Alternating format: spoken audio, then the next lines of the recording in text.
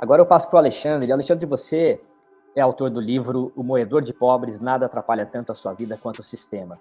Foi lançado em 2021, é uma crítica às ineficiências do Estado e o alargamento da desigualdade social. Eu queria começar a partir daí também, da sua visão como empresário e fundador do Ranking dos Políticos, que é uma iniciativa que monitora o desempenho e a eficiência dos congressistas. A gente sabe que não existe nenhuma fórmula para um país ficar desenvolvido que não seja através da liberdade econômica.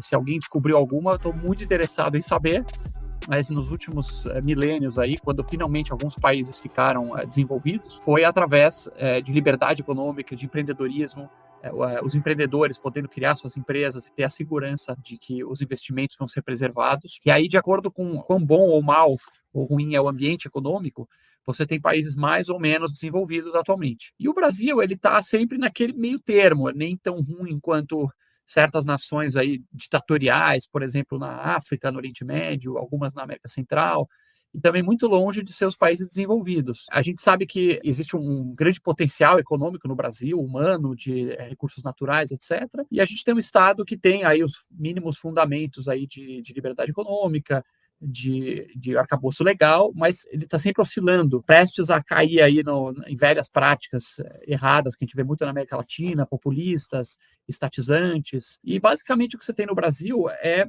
dois impulsos, aí dois grupos. E claro que você pode estar um pezinho nesse grupo, um pouquinho naquele, mas de modo geral existe pessoas que estão produzindo, os produtores de riqueza, e existe do outro lado quem está parasitando ou saqueando essa riqueza. E o Estado brasileiro, muitas vezes, ele se comporta como o lado que está saqueando. Quem é empreendedor que estiver aqui nos assistindo, certamente tem muitas histórias aí, causos de horror, em que você está querendo empregar, você está querendo investir, você está querendo acreditar, e você tem diversas entraves aí, burocracias e leis malucas, e pequenas corrupções, e gente pedindo propina aqui ou ali, querendo morder. Então, é essa face do Estado enquanto gangue, o Estado enquanto parasita, o Estado enquanto bolas de ferro aí amarradas nos pés do empreendedor, que acaba empobrecendo a todos. Então, esse aqui é o grande dilema do Brasil. Nem está tão ruim quanto o Níger, por exemplo, ou o Sudão, e também está muito longe de ser uma Nova Zelândia ou uma Suíça. E para isso a gente tem aí uma agenda muito importante de modernização do Estado. Acredito que ela evoluiu aí nos últimos anos, saíram uma série de mudanças importantes, teve a reforma tributária, que ela foi mais boa do que ruim, teve o marco do saneamento, teve o marco das startups, uma série de coisas, a reforma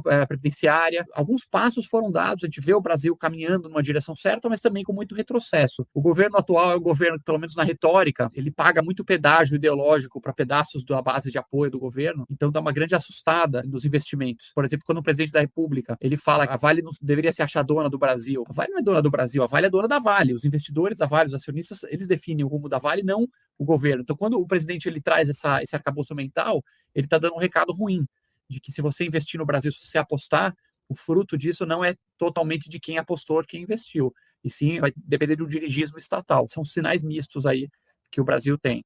Agora, a agenda deveria estar centrada em torno da reforma política, está muito pouco discutida, e agora a reforma administrativa, que essa sim, ela tem bastante tração. Nós tivemos recentemente até com o Arthur Lira, o próprio Lira, que mencionou a importância, como ele está apoiando. Então, se a gente conseguir fazer uma boa reforma administrativa, vai ser um bom passo aí para frente.